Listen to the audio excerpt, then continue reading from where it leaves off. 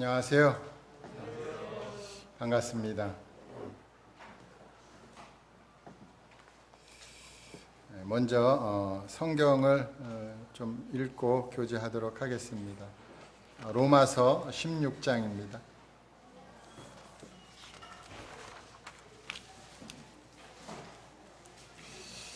로마서 16장 25절에서 26절 한 목소리로 찾으셨으면 읽겠습니다. 시작.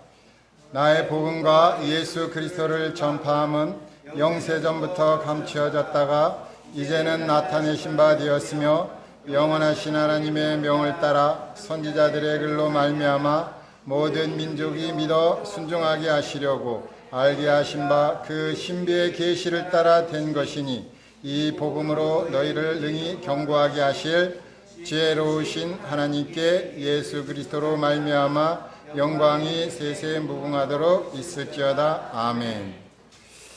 감사합니다. 한 주간도 어떻게 평안하게 잘 지내셨는지요?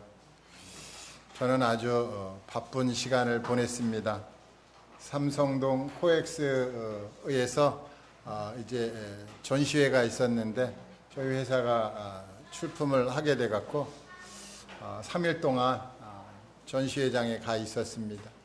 그래서 이제 많은 사람들 만나고 저희 제품을 설명하고 했는데 그러다 보니까 영적인 게 참 부족했습니다. 그래서 말씀을 좀 묵상을 하려고 했는데 이번에는 일본 사람들이 와갖고 그냥 하루 종일 제가 앉아 있어야 할 자리에 앉아 있어갖고 어떻게 성경을 꺼내볼 수가 없겠어요. 보니까. 그래서 참 많은 참 시간을 보냈지만 어려움이 있었습니다. 그리고 나서 이제 말씀을 준비하려고 했는데 또 이제 그 동탄교회에서 복음을 전해야 된다고 분명히 월초에는 제가 안 끼워져 있었거든요.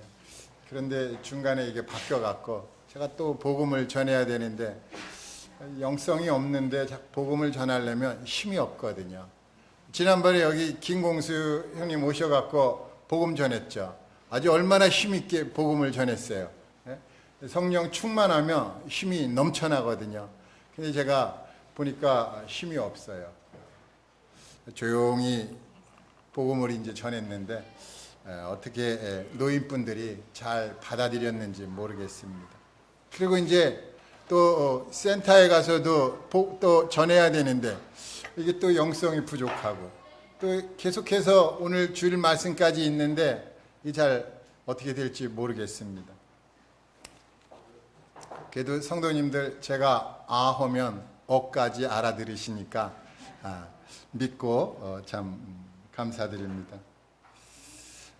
이 세상에서 살다 보니까 참 세상을 얻은 그러한 기쁨이 있었던 날이 있었어요.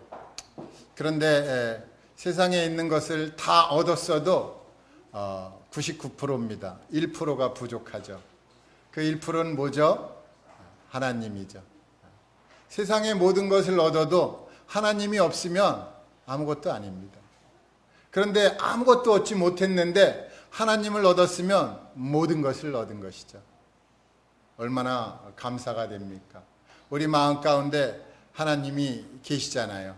우리가 예수님을 믿으면 하나님께서 우리에게 하나님의 사랑을 우리 마음 가운데 쑥 들여보내주십니다.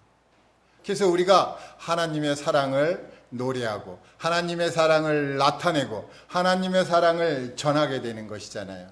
우리 마음 가운데 그 하나님의 사랑이 있기 때문에 그런 것입니다.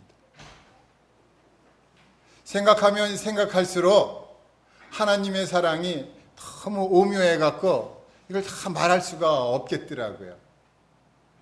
로마서에 보면은 하나님의 사랑을 끊을 수 없다고 하셨거든요. 우리가 그 하나님의 사랑 안에 들어갔고 그 하나님의 사랑이 우리 안에 오셨고 그 하나님의 사랑으로 우리가 오늘 아침에도 일어났고 또 참 교회 가서 예배 드리려고 또 힘을 썼고 또 이렇게 나와서 예배 드리고 또 예배 드리니까 얼마나 마음이 평안해요. 우리 청년 형제들이 열심히 또 하루 또 일주일을 살면서 거룩하게 살고 주님 앞에 나와서 예배 드릴 때 또 우리 아멘 하면서 또 얼마나 또 유익한 시간을 보냈습니까? 하나님께서 이 예배를 받으시고자 영세전부터 준비해 주셨는데 오늘 우리가 이렇게 예배 드리니까 하나님이 흡족해 하시고 만족해 하시고 기뻐하신다는 생각을 해보니까 감사가 됩니다. 로마서에 있는 로마서 처음 시작은 이렇게 시작합니다. 제가 로마서 1장 5절을 읽어보겠습니다. 그로 말미암아 우리가 은혜와 사도의 직분을 받아 그의 이름을 위하여 모든 이방인 중에서 믿어 순종하게 하나니. 여기 이 로마서 시작은 참 모든 이방인들로 참 하여금 예수 그리스도를 믿어서 순종하게 한다고 말씀하고 있습니다.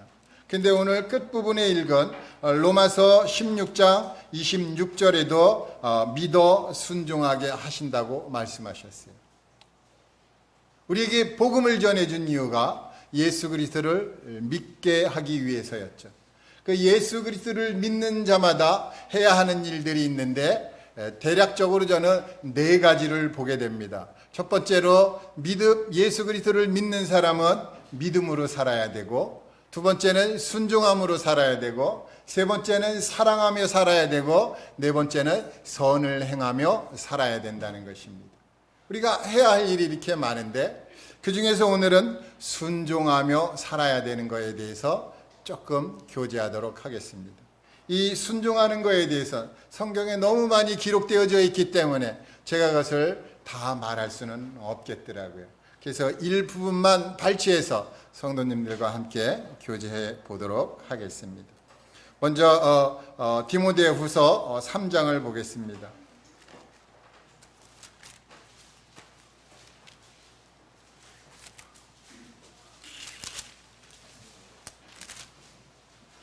디모데후서 3장 15절부터 17절인데 제가 읽어보도록 하겠습니다.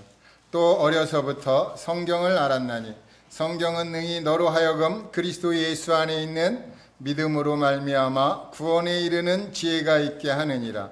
모든 성경은 하나님의 감동으로 된 것으로 교훈과 책망과 바르게 함과 의로 교육하기에 유익하니 이는 하나님의 사람으로 온전하게 하며 모든 선한 일을 행할 능력을 갖추게 하려 함이라. 15절에 보면은 어려서부터 성경을 알았는데 이 성경을 알게 되면은 이제 구원에 이른다고 말씀하고 있습니다. 구원에 이르게 되면 그 다음부터는 이제 성장해야 되겠죠. 그래서 의로 교육하고 또 참 바르게 하고 책망하고 교훈하고 해주는 것이죠. 성경을 통해서 이러한 것들을 하게 될 때에 이제 하나님의 사람이 온전하게 되어서 모든 선한 일을 행한다는 것입니다. 성장할 뿐만 아니라 성숙해졌다라는 것입니다. 이 선을 행한다는 것 얼마나 소중합니까? 악을 일삼았던 우리가 선을 행할 수 있다는 것 놀라운 사실이죠. 하나님의 사랑은 이렇게 우리에게 그 사랑을 주셨을 뿐만 아니라 선을 행할 능력을 갖추게 하시고 선을 행하게 하신다는 것입니다. 로마서에 읽었던 우리 말씀 16절에 보면 나의 복음과 예수 그리스도를 전파함은 영세전부터 감추어졌다가 라고 말씀하고 있습니다. 사도 바울의 복음입니다. 예수 그리스도의 복음이라는 말씀도 있고 나의 복음이라는 말씀을 들었을 때 사도 바울의 전하는 복음이 무엇일까? 사도 바울이 복음을 전했는데 그것이 아주 완벽하게 자기와 하나가 됐습니다. 그래서 사도 바울이 전했던 복음이 뭔가를 고린도 전후서를 보면서 이제 알게 되는 것이죠. 맨 먼저 무엇을 전했는가 봤더니 죄를 위해서 십자가에서 죽으신 예수 그리스도를 전했더라고요. 이것이 사도 바울의 시작입니다. 그 다음에 또 나의 의를 위해서 부활하신 예수 그리스도를 전한 것이죠. 그리고 또 세 번째로 전한 것이 있는데 바로 예수 그리스도는 하나님의 아들 되심을 전했다는 것입니다. 그 네 번째로 전한 것은 이제 그 예수 그리스도께서 나의 주님이라는 것을 전했다는 것입니다. 이렇게 사도 바울이 전한 복음은 이제 예수 그리스도에 관한 복음인데 그 복음을 이제 전하다 보니까 이제 사도 바울은 어디를 가서든지 그것을 전했다는 것입니다. 그리고 이제 예수 그리스도를 전파하게 되는데 이것은 영세 전부터 감추어졌다는 것입니다. 그런데 그 감추어졌던 게 나타났습니다. 그래서 이제 선지자들의 글로 말미암아 모든 민족이 믿게 되고 그 다음에 이제 순종하게 되게 되는데 이러한 것들을 이루실 하나님은 영원하신 그 하나님은 지혜로우신 하나님이십니다 하면서 찬양하게 됩니다. 그러면 우리가 이게 순종하게 되는데 누구에게 순종하게 될까? 물론 말씀을 순종하는 것인데 우리 요한복음 3장을 보도록 하겠습니다.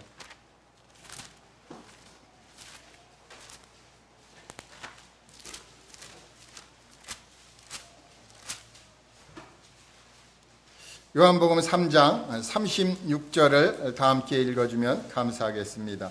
시작. 아들을 믿는 자에게는 영생이 있고 아들에게 순종하지 아니하는 자는 영생을 보지 못하고 도리어 하나님의 진노가 그 위에 머물러 있느니라.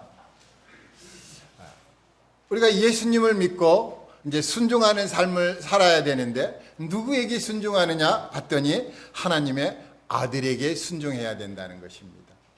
하나님의 아들에게 순종하지 못하면 하나님의 진노가 그 위에 머무르고 있다는 것입니다.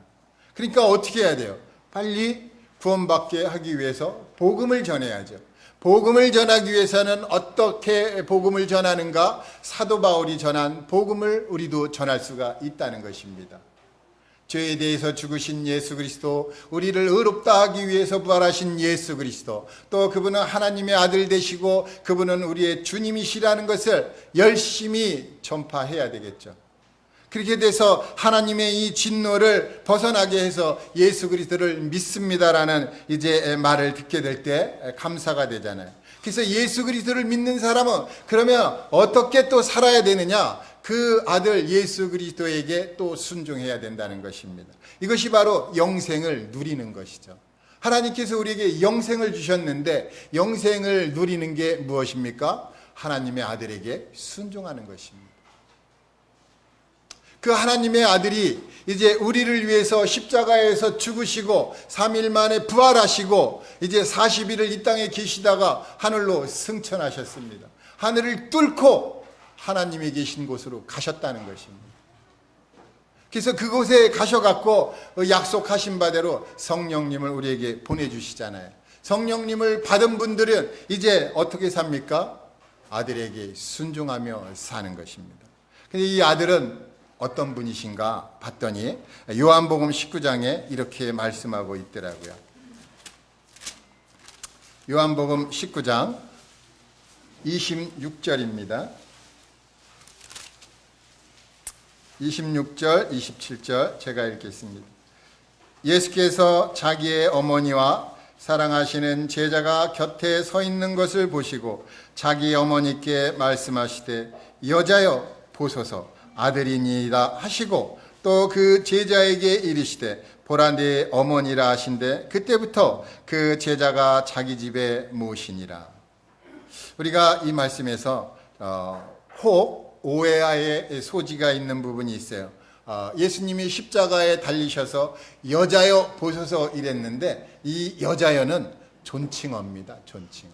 아주 극도로 존칭하는 이제 호칭이에요. 그렇기 때문에 뭐 예수님이 어머니를 여자여라고 뭐 불렀다 이렇게 오해하면 안 되고 아주 극도로 존칭하는 의미에서 불렀다는 것이죠. 여자여 보소서 아들입니다. 그러면서 제자들에게 이렇게 말씀하셨어요. 보라 내 어머니라. 예수님은 어떤 분이세요? 죽음에 이르렀을 때 그 고통 중에서라도 어머님을 생각했던 효자입니다. 효자예요. 얼마나 큰 효자인가. 물론 이 성경을 통해서 제가 제일 존경하는 분은, 또 부러워하는 분은 하나님 아버지입니다. 제가 하나님 아버지를 너무너무 부러워했어요. 하나님 그거 아십니다. 제가 왜 부러워했는지. 왜 부러워했어요? 효자 아들을 뒀거든요. 너무 효자예요. 그냥 자기 목숨이 끊어져도 아버지가 원하는 거라면 제가 그렇게 하겠습니다 하는, 이런 효자가 어디 있습니까? 근데 아버지의 뜻을 따른 것만 아니라 또 이게 육체로 어머니였던 그 마리아 어머니를 생각하면서 제자들에게, 이보게들 내 어머니 참 부탁한다. 난 비록 이렇게 고통스럽고 내가 죽어가고 있지만 내 어머니를 부탁한다라고, 그런 이 효자의 이런 소리를 제자들이 듣고, 내가 그럼 저희들이 어머니를 모시겠습니다 하지 않았겠습니까? 이런 효자의 그 아들 되시는 예수님을 우리가 믿게 돼서 얼마나 감사합니까? 이분은 성경을 읽어보면요, 엄청난 능력이 있는 분이에요. 우리 마태복음 8장에 보면 그 능력의 하나님의 아들을 경험하게 되는데, 잠깐 또 읽어보겠습니다. 마태복음 8장 23절부터 읽겠습니다. 배에 오르심에 제자들이 따랐더니 바다에 큰 놀이 일어나 배가 물결에 덮이게 되었으되 예수께서는 주무시는지라. 그 제자들이 나와 깨우며 이르되 주여 구원하소서, 우리가 죽겠나이다. 예수께서 이르시되 어찌하여 무서워하느냐, 믿음이 작은 자들아 하시고 곧 일어나사 바람과 바다를 꾸짖으시니 아주 잔잔하게 되거늘 그 사람들이 놀랍게 여겨 이르되 이가 어떠한 사람이기에 바람과 바다도 순종하는가 하더라. 놀랍지 않으세요? 이분은 아주 효자일 뿐만 아니라 또 바람과 바다도 순종케 하는 능력의 하나님이십니다. 우리가 그 능력의 하나님을 믿고 있는데 바람과 바다를 보면은 쩔쩔매고 있어요. 이 제자들만 쩔쩔맨 게 아니라 우리는 안 그렇습니까? 우리는 더 쩔쩔매는 거예요. 어떻게 할 수가 없는 거예요. 그런데 예수님이 어떻게 하셨어요? 어찌하여 무서워하느냐, 믿음이 적은 자들아, 바람과 바다 잠잠해. 그러니까 잠잠하잖아요. 놀랍지 않으십니까? 우리 주변에 일어나는 바람과 바다의 거센 풍랑 속에 있을 때 얼마나 두렵습니까? 두려워하지 마십시오. 우리 안에 예수 그리스도께서 계십니다. 또 마가복음에 보면 이런 말씀이 있습니다. 마가복음 1장을 보겠습니다.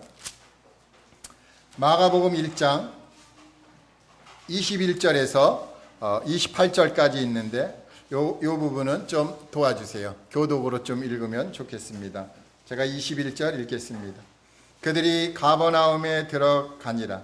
예수께서 곧 안식일에 회당에 들어가 가르치심에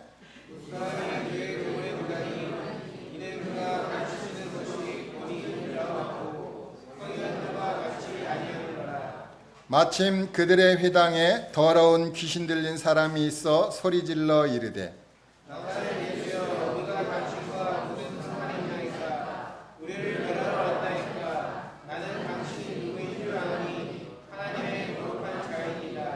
예수께서 꾸짖어 이르시되 잠잠하고 그 사람에게서 나오라 하시니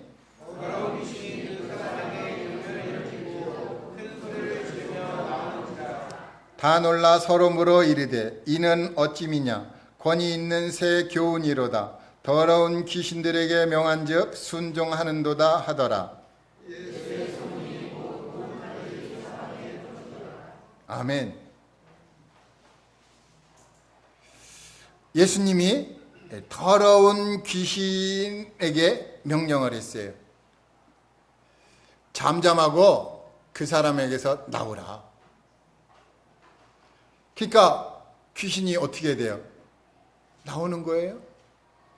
어떻게 이런 일이 벌어질 수 있어요? 이제 마가복음에 이제 조금 더 가면은 이제 귀신 들린 그 사람을 예수님께로 데려왔는데 제자들이 그 귀신을 내쫓지 못하는 거예요. 그거 보셨죠?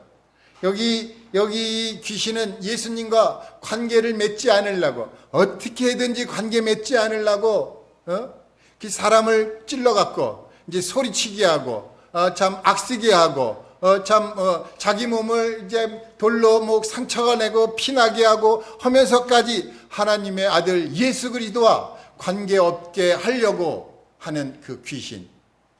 더럽다는 거예요. 더러운 귀신이에요.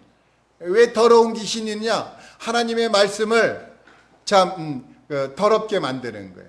거기다가 뭘 자꾸 첨가하고 덧붙이고 그러는 거예요. 그래서 성령을 모독하게 되고 성령을 거역하고 그러면서 이제 죄사함 받지 못하게 하는데, 이 귀신을 예수 그리스도께서 야 잠잠하고 나와, 그러니까 나오잖아요.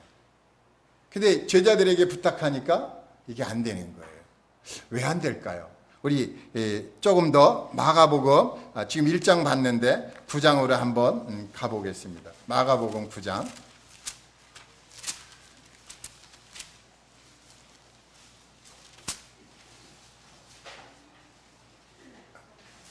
마가복음 9장 17절부터 제가 조금씩 읽으면서 말씀드리겠습니다.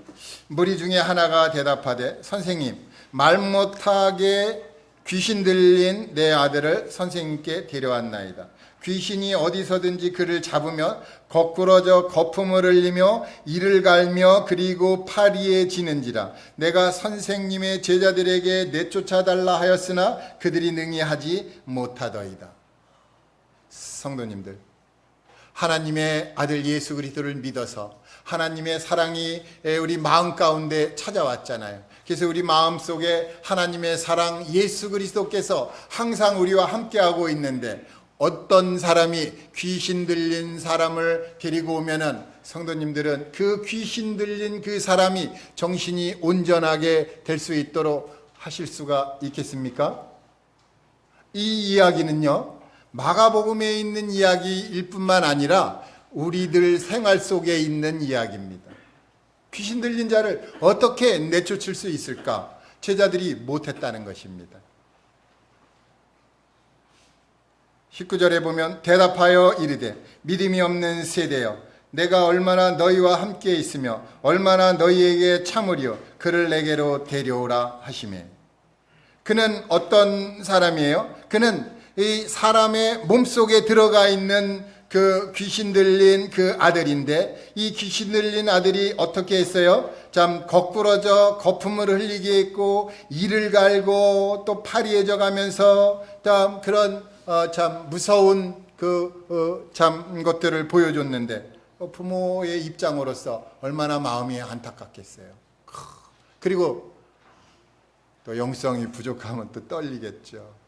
자식이 이런데 왜 그러나? 겁나지 않겠어요? 우리 여기 아직 젊은 청년들, 아직 시집가고 장가가지 않았죠. 이런 일을 겪어볼 수는 없을 겁니다. 그러나 아기를 낳고 점점점 커나가다 보면은 이러한 일들을 맞바닥뜨릴 때가 올 것입니다. 자기 자녀가 그렇다는 거예요. 외부인이 그럴 때는요, 그냥 보고 싹 지나가면 되지만 자기 가족이나 친척이나 이런 가까운 분들이 이렇다면 어떻게 할 건지 오늘 말씀을 통해서 그것을 알게 된다면 참 좋겠습니다. 20절에 이에 데리고 오니 귀신이 예수를 보고 그 아이로 심히 경련을 일으키게 하는지라. 그가 땅에 엎드려져 굽으려 거품을 흘리더라. 예수께서 그 아버지에게 물으시되 언제부터 이렇게 되었느냐 하시니 이를 때 어릴 때부터니이다. 귀신이 그를 죽이려고 불과 물에 자주 던졌나이다. 그러나 무엇을 하실 수 있거든 우리를 불쌍히 여기사 도와주옵소서. 예수께서 이르시되 할 수 있거든이 무슨 말이냐. 믿는 자에게는 능히 하지 못할 일이 없느니라 하시니.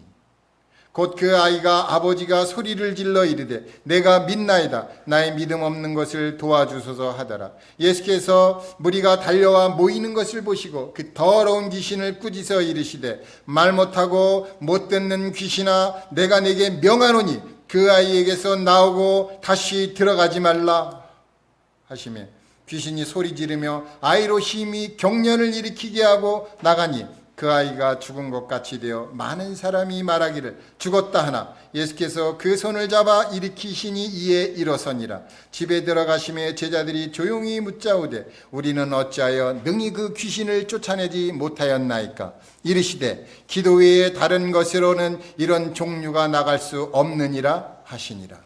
그래서 이제 이 말씀 따라서 이제 귀신 들린 그 아이에게서 귀신을 내어 쫓게 하기 위해서 기도를 막 했는데 안 나가는 거예요. 왜 안 나갑니까? 여기 이 말씀을요, 번역을 한 가지 빼놓고 했어요. 기도와 금식이거든요. 기도와 금식이에요. 그래서 이제 금식이 뭔가 이제 또 잘 찾아봤어요. 금식이 뭐죠? 끼니를 굶는 거잖아요. 끼니를 굶고 금식하면은, 그 기도하면은 이 귀신이 내어 쫓기겠습니까? 그래서 이 진정한 금식이 정말 끼니 굶는 걸까? 하나님께서, 우리 주님께서 제가 이렇게 끼니를 굶는 거를 참 원하시려고 있을까? 제가 생각할 때는 아닐 것 같아요. 아니, 베란가 뭐 그런 거를 보면 좀 귀신 들린 걸 보면 제가 금식하기를 바란다. 이건 아닌 것 같아요. 그래서 성경을 좀 열심히 찾아봤습니다. 우리 이사야서 58장을 보도록 하겠습니다.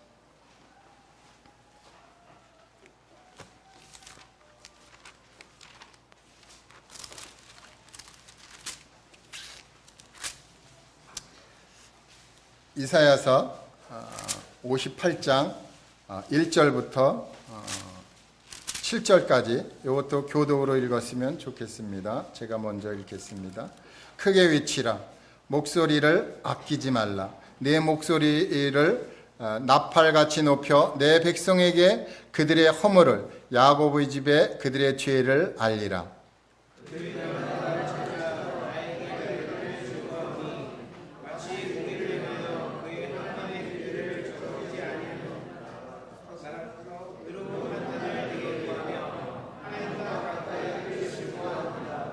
우리가 금식하되 어찌하여 주께서 보지 아니하시오며 우리가 마음을 괴롭게 하되 어찌하여 주께서 알아주지 아니하시나이까.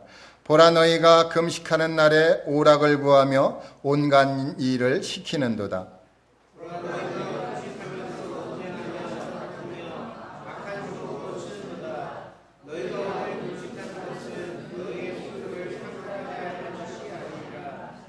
이것이 어찌 내가 기뻐하는 금식이 되겠으며 이것이 어찌 사람이 자기의 마음을 괴롭게 하는 날이 되겠느냐. 그의 머리를 갈대같이 숙이고 굵은 배와 재를 펴는 것을 어찌 금식이라 하겠으며 여호와께 연락될 날이라 하겠느냐.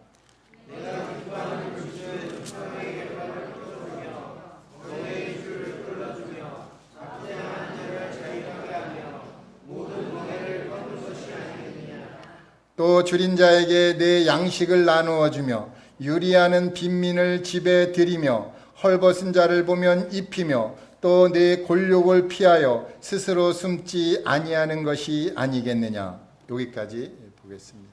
감사합니다. 진정한 금식이 무엇일까? 정말 끼니만 굶는 것이었을까? 제가 생각하면서 성경에는 해답이 있지 않을까? 또 찾아봤는데 여기에 정말 말씀하시기를 금식하는 날에 참 무엇을 했는가 봤더니 오락을 구했다는 것입니다. 끼니는 굶었는데 오락을 하고 있는 거예요. 끼니는 굶었는데 논쟁을 하고 다투고 있는 거예요. 그게 무슨 금식이냐 이거예요. 귀신을 내쫓으려면 귀신이 원치 않은 일을 해야 되잖아요. 오락을 구하고 다투고 논쟁하고 하는 거 귀신이 얼마나 좋아하겠어요. 그러니까 힘이 없는 거예요. 기도 아무리 해도 힘이 안 되는 거예요. 우리 주님이 원하는 걸 하면서 기도해야 되는데 주님이 원하는 건 하지 않고 그냥 단식, 금식 뭐 이런 거죠. 이런 거 하면서 기도하는데 물론 그렇게 해도 들어줄 건 들어주겠지만 정말 주님이 원하는 거 뭐죠? 전도하면서 성도를 섬기면서 또 참 없는 분들을 대접하면서 그러면서 기도한다면 어떻게 안 들어주겠느냐 이겁니다. 우리 삶이 예수 그리스도의 사랑을 나타내는 삶이어야 되는데 전도하지 않고 가난한 자들에게 베풀지 않는데 어떻게 그 기도가 힘이 있겠어요? 어떻게 귀신을 내쫓을 수 있겠습니까?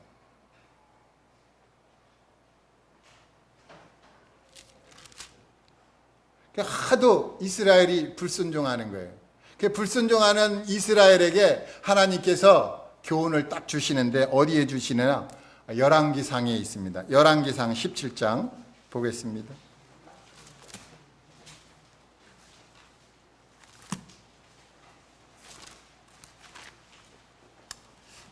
열왕기상 17장 이건 제가 읽으면서 말씀드리겠습니다.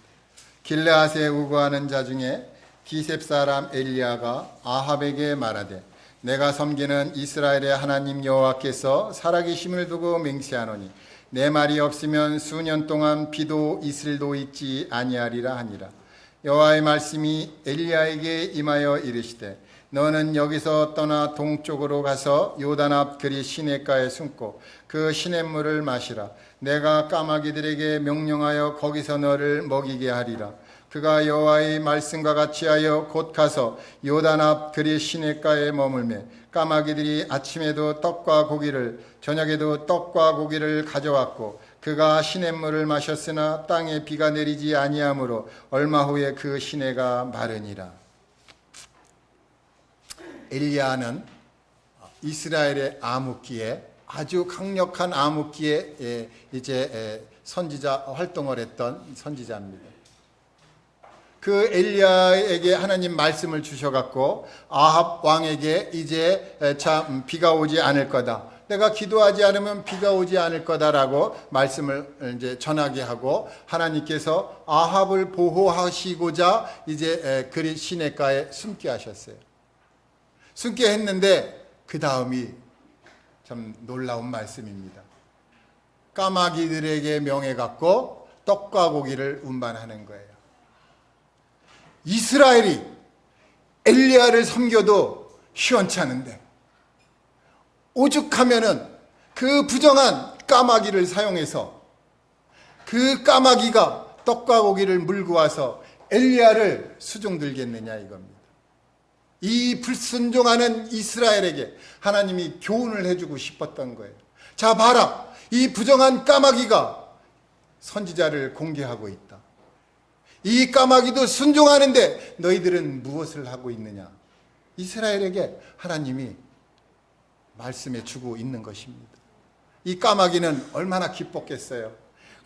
참 개걸스럽게 먹는 게 까마귀잖아요. 그냥 썩은 시체도 아랑곳하지 않고 먹는 거 있으면 달려 들어가서 막 먹는데 이런 부정한 까마귀가 드디어 하나님의 말씀에 순종하는 놀라운 기회를 얻게 되었어요. 그러니까 이제 하나님이 말씀하시니까 그냥 먹고 싶고 한 것들 다 참아가면서 엘리야에게 갖다 공개하잖아요.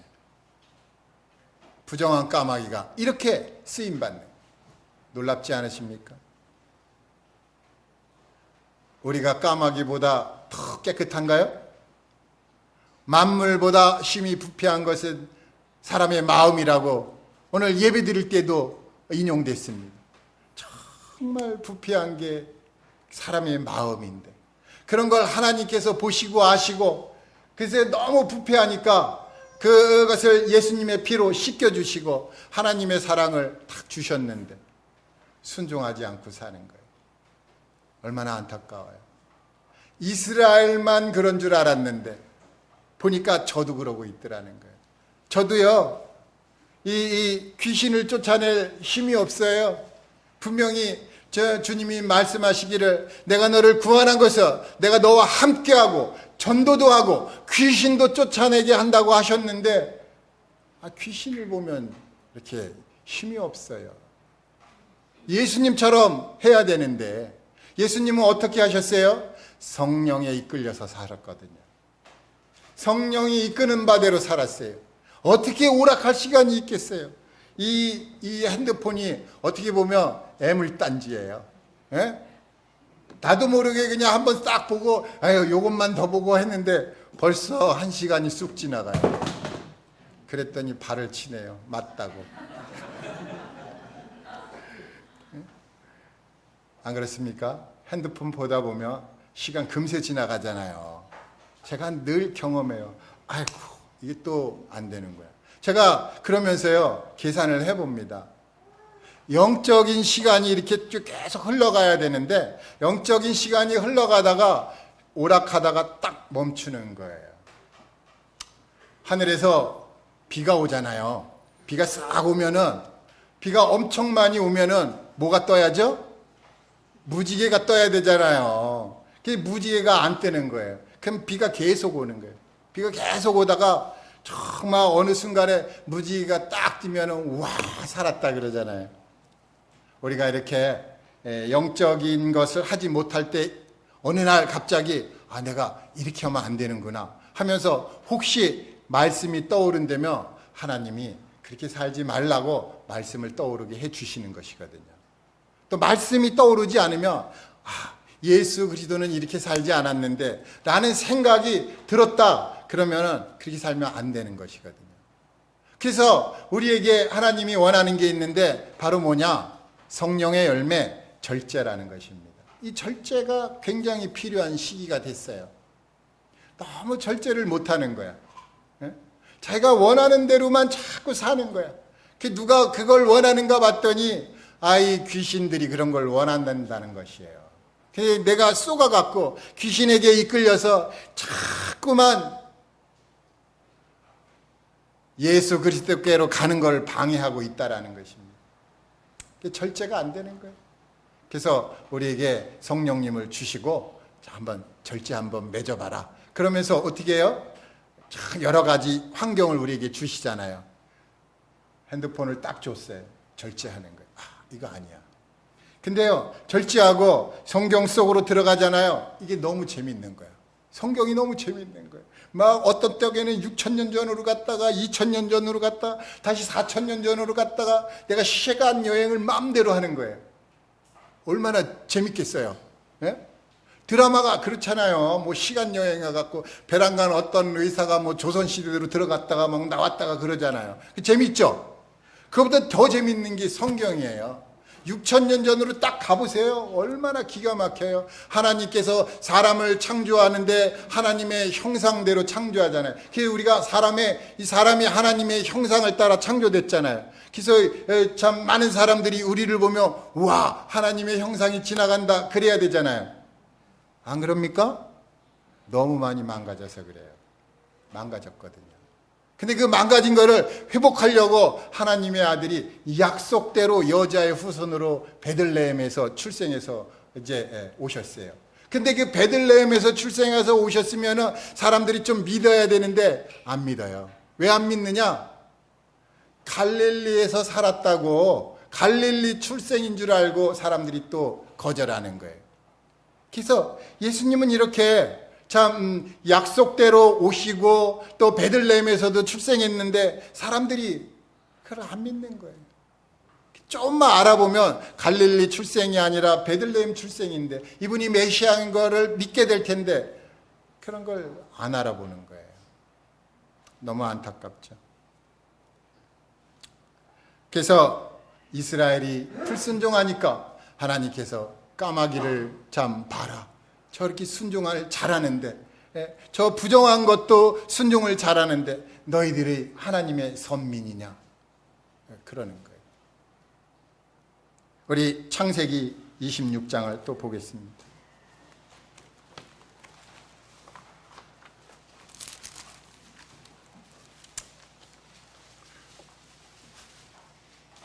창세기 26장 제가 또 읽으면서 말씀드리겠습니다. 1절부터 아브라함 때에 첫 흉년이 들었더니 그 땅에 또 흉년이 들매 이삭이 그랄로 가서 블레셋 왕 아비멜렉에게 이르렀더니 여호와께서 이삭에게 나타나 이르시되 애굽으로 내려가지 말고 내가 네게 지시하는 땅에 거주하라. 이 땅에 거류하면 내가 너와 함께 있어 네게 복을 주고 내가 이 모든 땅을 너와 네 자손에게 주리라. 내가 네 아버지 아브라함에게 맹세한 것을 이루어 네 자손을 하늘의 별과 같이 번성하게 하며 이 모든 땅을 네 자손에게 주리니 네 자손으로 말미암아 천하 만민이 복을 받으리라. 이는 아브라함이 내 말을 순종하고 내 명령과 내 계명과 내 율례와 내 법도를 지켰음이라 하시니라. 이삭이 그랄에 거주하였더니. 여기 놀라운 말씀이 있어요. 정말 하나님께서 아브라함을 택할 때 아브라함이 그 메소포타미에서 하나님의 말씀을 순종해서 가나안 땅으로 왔잖아요. 아브라함은 순종하는 분이에요. 믿음의 조상이기도 하지만 순종의 조상이기도 해요. 순종하는 아브라함이었어요. 그 아브라함이 하나님 말씀에 얼마나 순종을 잘했던지 그 복이 자녀에게 가는 거예요. 성도님들, 여기 계신 성도님들, 하나님 말씀에 순종하면은 그 복이 나에게는 오지 않더라도 우리 자녀들에게 간다는 것입니다. 얼마나 좋아요. 내 때에는 하나님께서 그 복을 다 주셨지만 그걸 다 누리지 못하잖아요. 그 아들에게 또 딸에게 자녀에게 가는 거예요. 그게 순종을 자꾸 하는 거예요. 순종하면 순종할수록 자녀들이 복을 받는 거예요. 얼마나 좋습니까? 우리 청년들 빨리 결혼해갖고 자녀들을 막 낳아. 그래갖고 하나님께 막 복종하고 순종하고 막 그러면은 그 자녀들이 막 복을 받는 거야. 그 뭐 나중에 어떻게 하겠어요? 아유, 아버지, 어머니 감사해요. 그러겠죠? 빨리 가서 실험해봐. 그런데 하나님께서 경고도 주셨어요. 우리 경고하는 한 말씀 보겠습니다. 신명기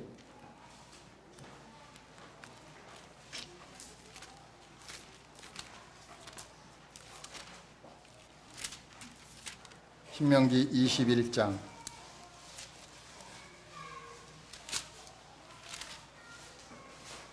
이 말씀 읽으면 참 제가 마음에 부담이 있어요. 그렇지만 하나님 말씀이기 때문에 읽고 교제하기를 원합니다. 신명기 21장 18절부터 읽겠습니다. 사람에게 완악하고 패역한 아들이 있어 그의 아버지의 말이나 그 어머니의 말을 순종하지 아니하고 부모가 징계하여도 순종하지 아니하거든 그의 부모가 그를 끌고 성문에 이르러 그 성읍 장로들에게 나아가서 그 성읍 장로들에게 말하기를 우리의 이 자식은 완악하고 패역하여 우리 말을 듣지 아니하고 방탕하며 술에 잠긴 자라 하면 그 성읍의 모든 사람들이 그를 돌로 쳐 죽일지니 이같이 내가 너희 중에서 악을 제하라. 그리하면 온 이스라엘이 듣고 두려워하리라. 두렵고 떨린 말씀입니다. 자식을 낳았는데 부모의 말에 순종하지 않는 거예요. 그랬더니 어떻게 해요? 그 부모가 그를 끌고 성문에 이르러서 성읍 장로들에게 말하기를 우리 이 자식은 완악하고 패역하여 우리 말을 듣지 아니하고 방탕하며 술에 잠긴 자라 하면 그 성읍의 모든 사람들이 그를 돌로 쳐 죽이는 것입니다.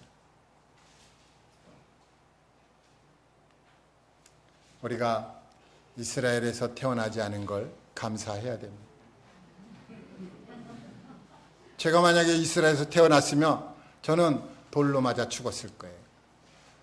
얼마나 끔찍해요. 부모의 말에 거역했다고요? 그게 작은 죄예요? 얼마나 큰 죄인가요? 그런데도 계속해서 부모를 거역할 건가요? 로마서에 보면 부모를 거역하는 죄가 곧 사형이라고 말씀해주고 있는데 여기 신명기에서는 돌 던져서 죽이라는 것입니다. 얼마나 이스라엘의 부모들이 마음을 쪼아렸겠어요. 내 아들을 내 딸을, 내 자식을 돌에 맞아 죽게 해야 되겠는가? 지금은 아이가 조그마면요, 여기까지는 안 갑니다. 근데 아이가 크면은요, 어떻게 자랄지 모릅니다. 죄의 본성을 가지고 태어났잖아요. 어떻게 이 아이가 이상하게 갈지 아무도 모릅니다. 지금은 어리니까 잘 자라고 있는 것 같아요. 그렇게 보입니다. 그런데 크면은 그렇게 되지가 않아요. 그 중에 더러는 정말 잘 자라는 자식이 있겠죠. 그런데 그 자식을 바라봤을 때 정말 하나님께 감사하는데, 그 옆에 있는 또 자식을 보면 이건 아닌 것 같아. 근데 그 자식이 어디에서 나왔느냐? 내 허리에서 나왔어요. 내 허리에서 나온 자식, 그거는 또 다른 난데 이거 어떻게 해야 되는가? 죽여야 되는가? 예수 그리스도께서 이 모든 죄를 십자가에서 담당하셨습니다. 이스라엘의 이 율법 아래에 있을 때는 저주입니다. 율법 아래에 있으면 저주를 받게 되는데, 그 저주를 예수님이 받아내시고 이제는 돌로 쳐 죽이는 일은 없다는 것입니다. 그렇다고 내 마음대로 부모를 거역하겠다, 이렇게 하면 또 안 되겠죠. 저는 이 순종하면, 이삭이 그랬던 것처럼 순종하니까 이삭이 어떻게 해요? 농사를 지니까 하나님께서 거기 복을 부어주는 거예요. 그래갖고 그가 창대해지고 이제 마침내 거부가 되잖아요. 하나님 앞에 순종했더니 이스라엘은 이 땅에 있는 것들을 참 축복을 받았습니다. 우리는 즐겨 순종하며 영생을 누리는 큰 복락을 누릴 것입니다. 이스라엘과 우리가 받은 게 약간 차이가 있잖아요. 이스라엘은 땅의 축복을 받고 우리 교회는 하늘의 축복을 받은 자로서 즐겨 순종하게 되며 이스라엘이 받은 그것보다도 더 큰 것을 받게 되는 것이죠. 사무엘상 15장에는 이런 말씀이 있습니다. 순종이 제사보다 낫다. 부모를 순종하는 것, 이것이 부모가 원하는 것입니다. 공부 잘해서 좋은 데 취직해서 돈을 1,000만 원씩 월급을 받아갖고 부모에게 900만 원씩 갖다 드렸더니 부모가 좋아할 것 같았지만 아니더라는 거예요. 부모가 원하는 건 부모의 말에 순종하는 자식을 원하는 것입니다. 재물을 원하는 게 아니에요. 돈을 원하는 게 아닙니다. 누가 부모가 그 돈을 원하겠어요? 자식이 부모의 말에 순종할 때 너는 참 효자구나, 이런 소리를 듣는 거 아니겠습니까? 그런데 사울이 참 왕이 돼갖고 참 하나님의 말씀을 거역하잖아요. 제사를 먼저 드리잖아요. 순종이 먼저인데. 제가 성경을 보면서 느낀 게 하나 있습니다. 신명기 6장 또 한번 읽어보겠습니다. 신명기 6장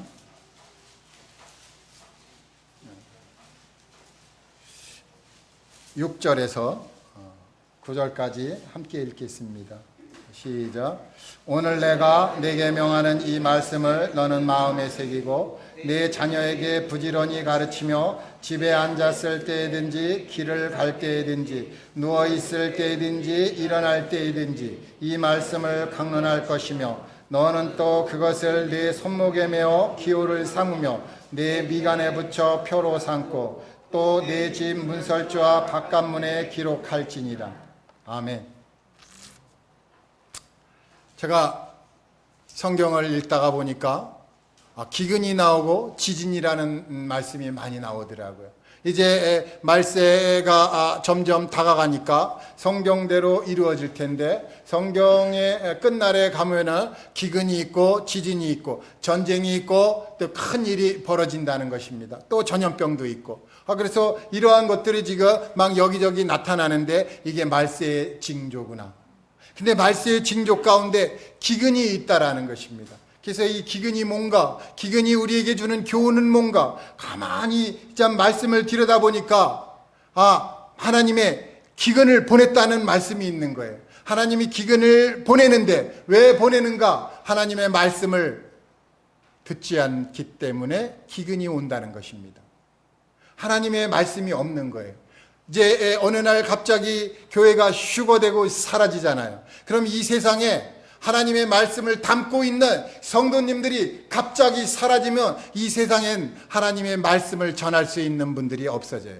기근이 오는 거예요. 말씀이 없기 때문에. 그래서 제가 우리 집을 생각해 봤어요. 우리 집은 그러면 하나님의 말씀이 여기저기 막 걸려 있느냐 이거예요. 성경책은 많은데 펴져 있질 않더라고요. 성경이 딱 닫혀져 있어요. 그래갖고 제가 이제 저 게시판 여기 있잖아요. 그 종이 껴놓는 거 그런 걸 딱 구입을 해갖고 이제 여기저기 붙여갖고 성경 말씀을 막 껴놓는 거예요. 그랬더니 좀 편해지는 거예요. 그러면서 자녀들이 오고 가면서 저도 오고 가면서 말씀을 한번 읽어보고 또 집 문 밖으로 나갈 때도 또 말씀을 한번 읽어보고 아는 말씀이지만 또 읽어보고 또 읽어보고 또 우리 자녀들에게 기도할 때 먼저 하나님 말씀 암송하고 기도해라.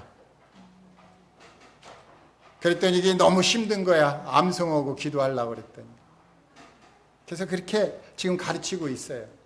이스라엘은 하나님의 말씀을 이제 손목에도 메고 또 미간에도 표로 붙이고 집 문설주와 바깥문에도 기록한다는 바깥 대문 그 밖에도 하나님의 말씀이 기록되어 있는 거예요. 그래서 저도 이제 바깥에도 붙여라 그랬더니 안 붙이더라고요.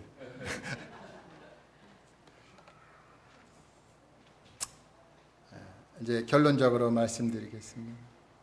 베드로전서 1장을 보면서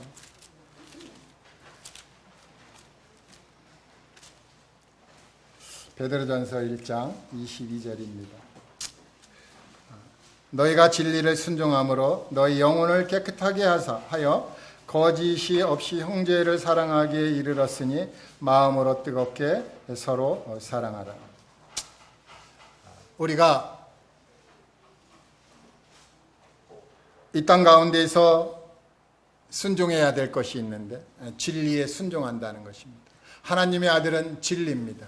성령님도 진리시고 아버지의 말씀도 진리시고 또 그래서 우리가 그 진리를 순종합니다.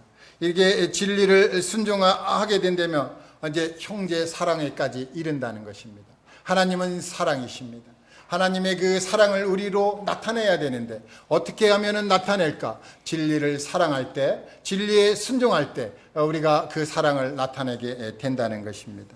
그러면서 이제 진리에 순종할 뿐만 아니라 베드로전서 5장에 가보면은 무슨 말씀이 있는가 봤더니 이제 5장 5절에 이런 말씀이 있어요. 젊은 자들아 이와 같이 장로들에게 순종하고 다 서로 겸손으로 허리를 동이라. 하나님은 교만한 자에게 대적하시되 겸손한 자들에게는 은혜를 주시느니라. 이제 예수 그리스도 하나님의 아들을 순종하고 또 진리를 순종하고 또 장로들에게 순종하고 우리가 참 이 말씀에 따라서 이제 앉았을 때든지 일어날 때든지 또 참 집에 참 문 안이나 문 밖이나 하나님의 말씀을 걸어놓고 자녀들에게 하나님의 말씀을 참 가르치게 되고 그러므로 인해서 자녀들이 그 말씀에 순종하게 된다면 하나님이 약속하신 게 있죠. 우리들에게 약속하신 거 영생을 누리는 것입니다. 우리가 큰 기쁨이 있고 뭐 돈이 많아서 기쁜가요? 우리 마음에 하나님이 평안을 주시기 때문에 우리가 기쁜 거죠. 이 평안이 무엇이냐? 하나님과 내가 하나 되는 것입니다. 그래야 기쁨이 오는 것이에요. 순종할 때 그렇다는 것입니다. 만약에 교만하게 된다면 어떻게 되겠어요? 기쁨이 없는 것이죠. 평안이 없는 것입니다. 오늘 이렇게 순종에 대해서 조금이나마 교제할 수 있게 되어서 감사드립니다. 감사합니다.